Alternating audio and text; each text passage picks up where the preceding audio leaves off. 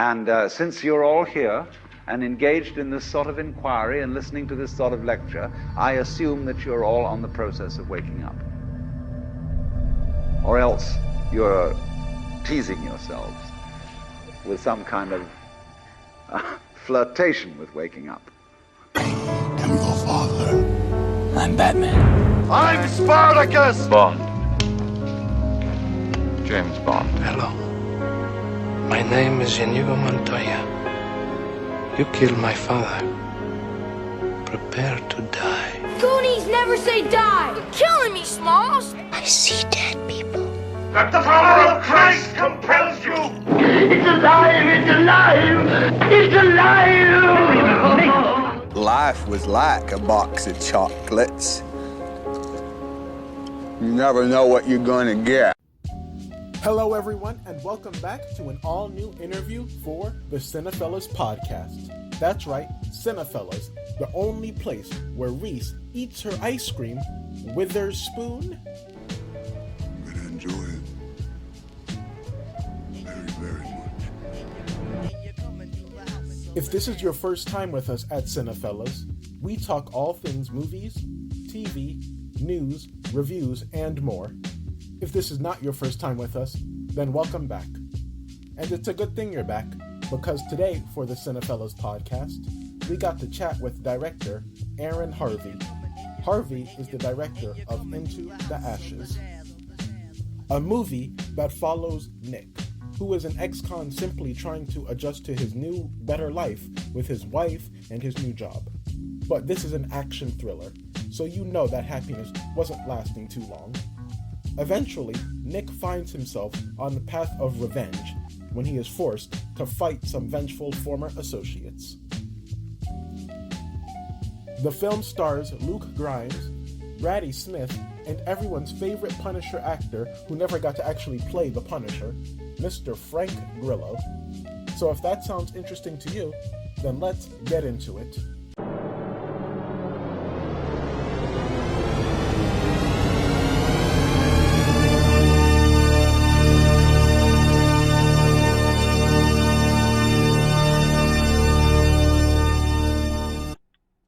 Hi, Nile. How are you?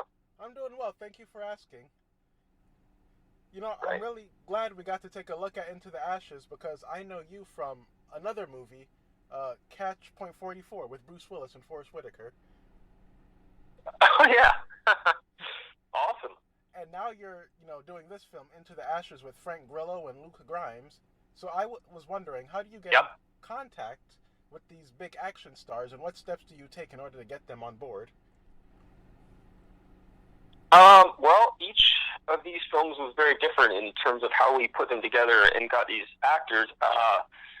With, the first one, but to put it in a quick nutshell, both of them were pretty traditional in terms of the way that we got the actors. I'd written the scripts.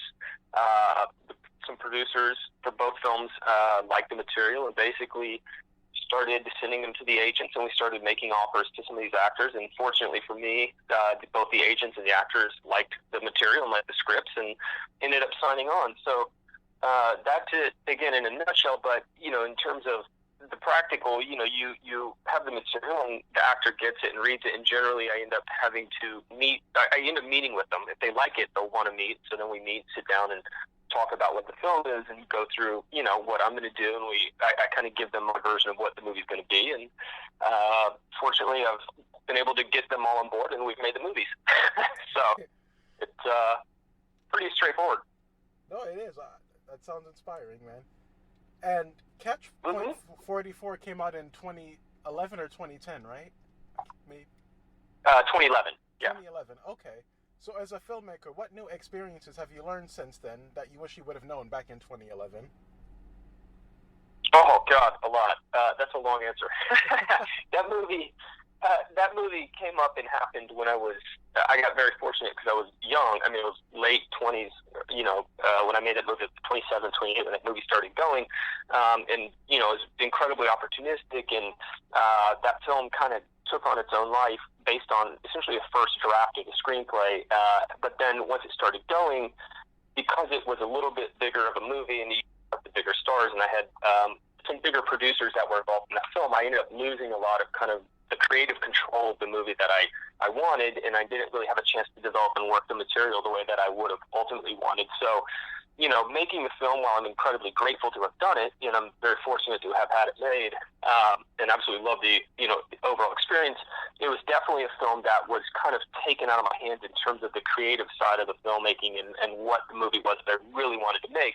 And so I learned how to kind of insulate myself against that over the last few years before getting into this movie I just made, and then the movie right before this, The Neighbor, that I made with William Fichtner.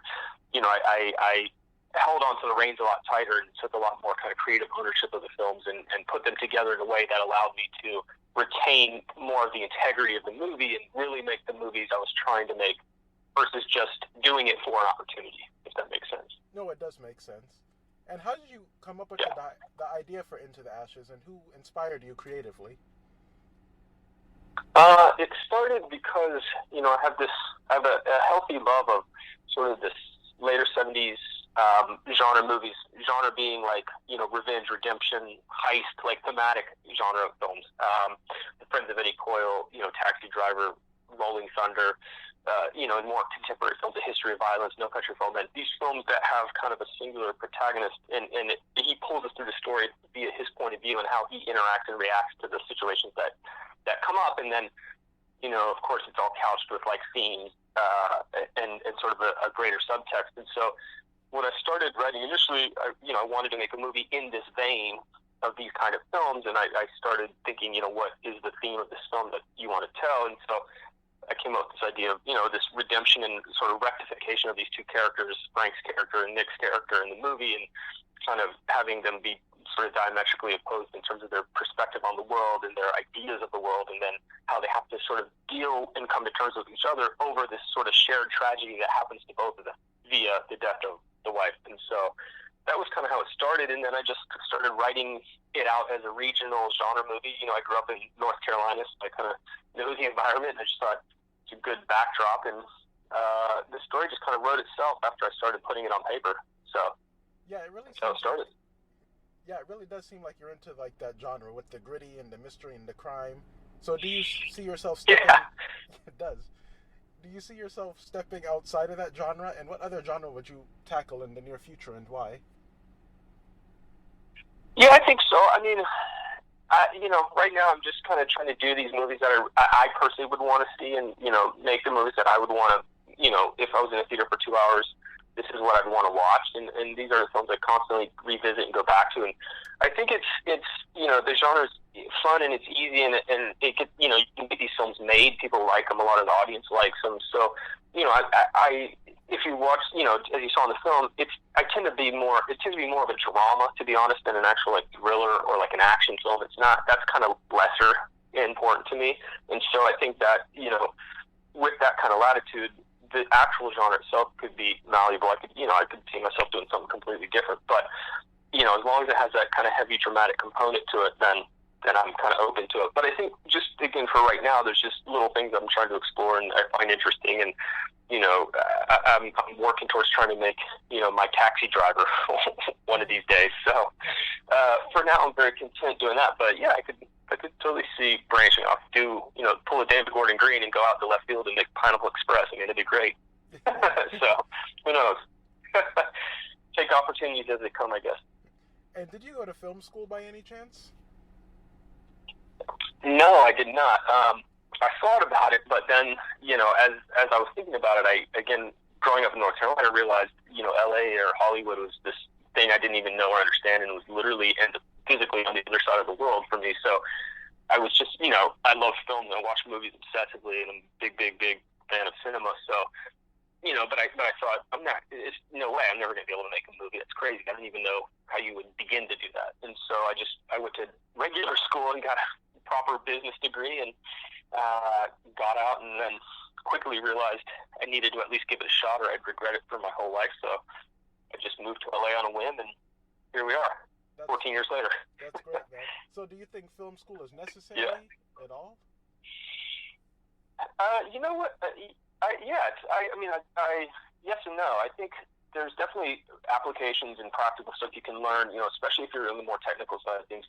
Cinematography is one. You got to know how to physically use the gear and understand lighting and really know what it means, to photograph well. But is in so much as like writing and directing is concerned, I don't think you need it, honestly, because it's, it's so intuitive and it's so subjective, and it's like you can't really teach directing as an example. It's like, how do you teach someone in a classroom that they're going to have to basically be a babysitter and a psychologist for all these different actors and people on set, and everybody's got a different perspective, and you just have to react in the moment to that to that person and know how to talk to them at any moment in time, and then effectively communicate your vision and keep the integrity of the film. I mean, it's so difficult to sort of teach that, I think, practically, that the theory of things is fun, and going to film school for, again, film theory itself would be great, and learning in a safe environment, being able to do short films in a low impact kind of situation.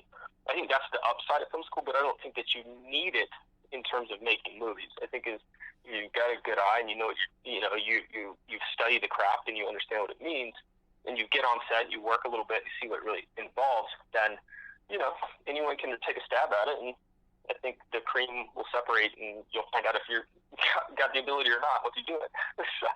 Okay. So no, I don't think it's necessary, but useful, sure. And what are the qualities every good director needs, in your opinion, to have a successful set in production?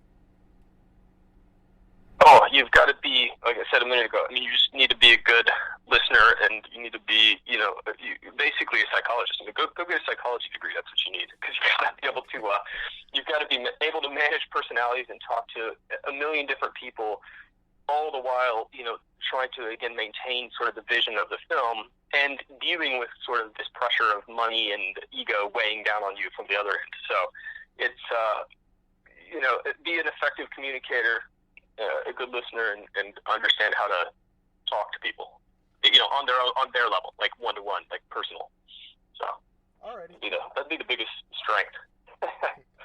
And just out of curiosity, are there any fun facts you learned about Frank Grillo or Luke Grimes that you didn't know before about him?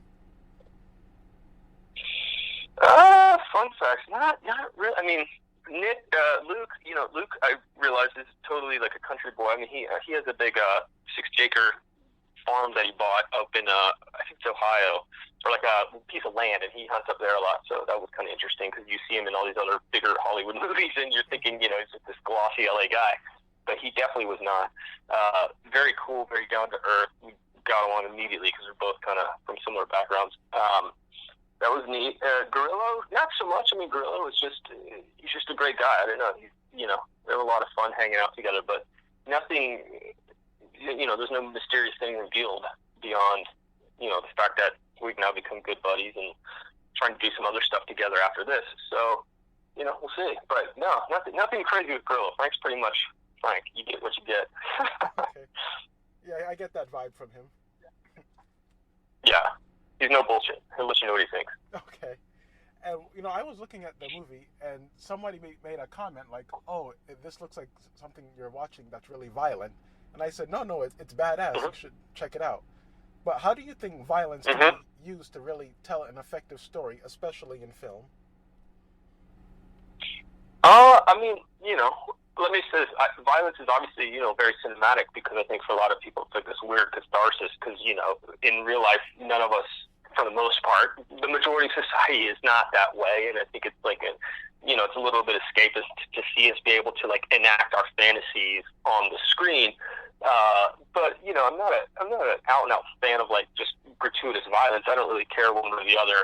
In that respect, I think that when it serves the story and it works for the story that you're telling, that's one thing, and it's great. But as far as Into the Ashes was concerned, I mean, you saw the movie.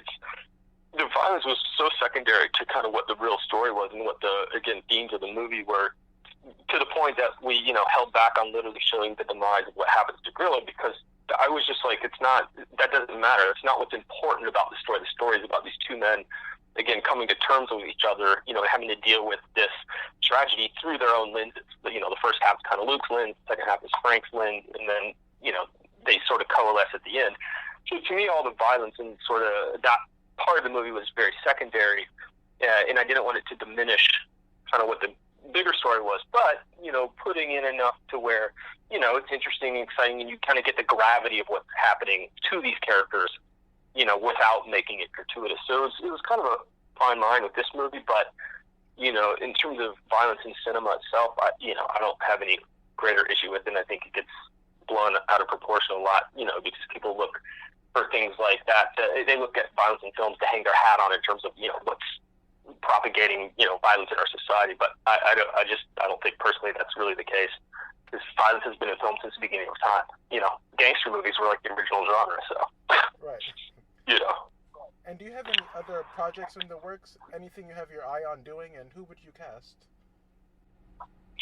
Yeah. I've got a film script that we're trying to put together right now. That actually, Grillo might be back in this one as well, along with some other actors, sort of circling and trying to plug in. But it's kind of another, again, genre film. Kind of deals with a broader thematic idea. It's a little bit of my contemporary homage, I guess, to Michael Mann's Thief, which is one of my favorite movies. So it's got a lot of similarities in terms of, you know, character interaction. The way that the movie tells a story that it's telling, the way Thief does it, this film is a little bit similar to that. So we'll see what happens, but trying to put it together now, and hopefully we can get some people involved and get it going. But it should be a good one. It should be fun. Yeah, I hope to see that one too. Oh, yeah. Hi, I just wanted to let you know you have about 2 minutes left. All right, perfect. Right, thank you. Wonderful. Well, thank you, very much for your time, and congratulations on being part of another project, buddy. Thank you, man. I appreciate it. Now, keep an eye out and, see how it goes. Yeah, and would you like to spread the word on this one? Would you like to let our listeners know where they can find you on social media? Yeah, you can. I have a Twitter account. It's Twitter at Aaron Harvey, AARLNHARV, and a Vimeo account I've got as well, which is linked online Twitter account. It's in the bio there. But that's pretty much where I hang out, is on Twitter and all the little film blogs there. So that's where you can find me. Well, that sounds perfect, man. Thank you so much for your time. Thank you. I appreciate it. Thanks, now. Have a good day. You too. Bye-bye. Into the Ashes has a U.S. release date of July 19th, 2019. Thanks for listening, everyone.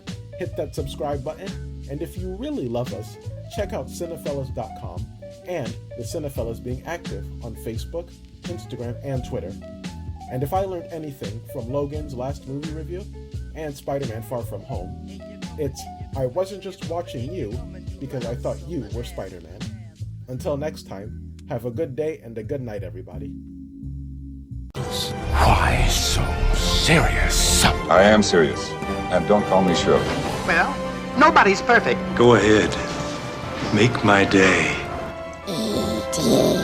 phone home. There's no place like home. Hasta la vista, baby.